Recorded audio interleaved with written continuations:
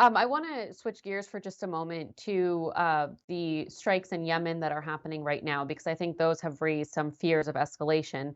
So, the United States and Britain have conducted ongoing airstrikes against the Houthis in Yemen in response to repeated attacks on shipping vessels in the Red Sea. So, do you see a greater risk of escalation right now with the US becoming more directly involved? And is there the risk of the US becoming bogged down in another Middle East conflict? I think the risk of escalation relates much more to Hezbollah and Israel, just because the character of the weapons that would be involved if that was transformed from what it is now, which is a highly localized exchange of fire, to something that would be an all-out war. The Houthis right now create obviously a threat to international shipping, but their ability to do much more than that is I would say, limited.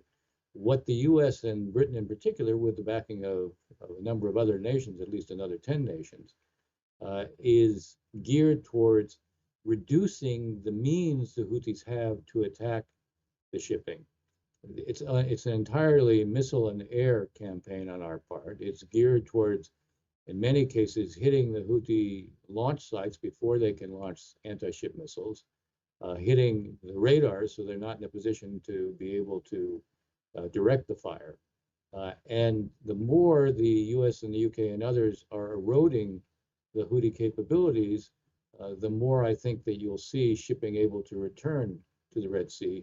If this is joined with active naval efforts to ensure the Houthis aren't resupplied with weapons, I think you can keep this under control. In any case, it's not going to involve American ground forces.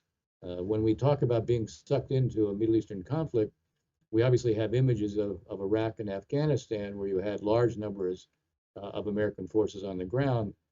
Nothing like that is going to happen with regard to Yemen. Nothing like that should happen with regard to Yemen.